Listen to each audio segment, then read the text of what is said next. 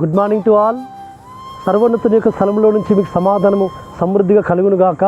ప్రియులారా, పరమ తండ్రి అనుదినము కూడా తన యొక్క వాక్యం చేత మనల్ని బలపరుస్తున్నాడు కదా. ఈ దినము కూడా అనుదిన కృపలో వస్తున్న లేఖన భాగం మనం చూసుకుంటుంటే మార్కు సువార్త 10వ అధ్యాయము 17వ వచనములో నిత్య జీవమునకు వారసులకు నేనేమి చేయనని యాశ్వాను వచ్చి అడిగాడు ఒక యవనస్తుడు. నిత్య జీవనకు వారసుడు నేనేమి చేయదును అని అడిగాను. కాబట్టి ఈ లోకంలో చాలామంది కూడా నిత్య జీవానికి వారసులు కావాలని ఉంటుంది. మేము కూడా నిత్య జీవంలో అడుగుపెట్టాలి, నిత్య జీవాన్ని పొందుకోవాలని ఆశపడుతుంటారు. కానీ ఈ లోకంలో వారికి కలిగినవి కొన్ని వదిలిపెట్టుకోవడానికి కొరకు, వారికి కలిగినవి విడిచిపెట్టడానికి కొరకు, వారికి కలిగినవి కొన్ని ఆ పరమ తండ్రి మహిమ కొరకు విడిచిపెట్టడానికి కొరకు ఇష్టపడరు సుమా. యెహోషువ కూడా ఆ యొక్క యవనస్తుని ఇదే అడుగుతున్నాడు. అయ్యా, నువ్వు సద్బోకుడు నన్ను పిలుస్తున్నావు నిజమే, కానీ నీవు చేయవలసింది ఒకటి ఉంది. నీకు కలిగినవన్నీ అమ్మి, ఆస్తి అమ్మి బీదలకి ఇమ్ము అంటుంటాడు. అయ్యా, ఎందుకు ఇంత గొప్ప పని నాకు అప్పగించావు అంటాడు. ఎందుకంటే ఈ లోకంలో తన కష్టమైన పని ఏంటి? ఆయన కష్టమైన పని తనకున్నదంతా కూడా ఆస్తి అమ్మి బీదలకు ఇవ్వడం ఆయన కష్టమైన పని. కాబట్టి అందుకే ఇక్కడ చక్కటి మాట వ్రాయబడుతూ వచ్చింది. అతడు తన హృదయంలో నొచ్చుకొని వెళ్ళాడు. కాబట్టి ఆ మిగిలిన ఆస్తి గలవాడు కనుక ఆ మాటకు ముఖం చిన్నబుచ్చుకొని దుఃఖపడుచు వెళ్ళిపోయాను.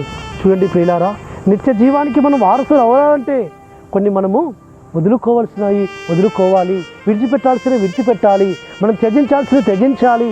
అప్పుడే పరలోకానికి మనకు అవకాశం దొరుకుతుంది, పరలోక రాజ్యంలో ప్రవేశించడం. కాబట్టి మారు మనసు పొంది మనము నిత్య జీవమును పొందుకోవడానికి కొరకు, ఆ యొక్క నిత్య మహిమను చేరుకోవడానికి కొరకు మనం ఈ లోకంలో మనము ఈ మార్పు చెందాల్సిన అవసరం ఉంది సుమా. ఈ లోకంలో దేని మీద మనకు మనసు ఉంటుందో, దేని మీద మనం మనసు ఎక్కువ పడుతుంటామో ఆ మనసును మనం మార్చుకోవాలి. మన మనసును మనం మార్చుకున్నప్పుడే అదే మారు మనసు. దాని గురించే యాశ్వమిస్తే అంటుంటాడు. కాబట్టి మీరు ఈ లోకంలో మారు మనసు పొందిన వారి రూపాంతరం పొందుడి అంటాడు. రూపాంతరం చెందాలి. కాబట్టి ఈ లోకంలో మనం ఆయన ఎరుగు మునుపు దేని మీద మన మనసు ఉందో ఆ మనసు మనం మారాలి. కాబట్టి అందుకే ఆ యొక్క యవనస్తుడైన అతడు ఏం చేస్తూ వచ్చాడంటే తన మనసును చిన్నబుచ్చుకొని తను దుఃఖపడుతూ వెళ్ళిపోయాడు. అది కష్టమైన పని అది ఆయనకు. ఎందుకంటే తన మనసంతా కూడా ధనం మీద ఉంది, ఆస్తి మీద ఉంది. కాబట్టి మనము ఈ లోకంలో 2 పడవల మీద కాలు వేసి నడవలేము సుమా.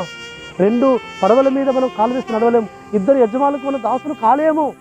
కాబట్టి అందుకే సిరికిని మన పరలోక తండ్రికి యజమానులు కాలేము. ఒకరే మన యజమానుడు, ఆయన సర్వాధికారిని యెహోషువ.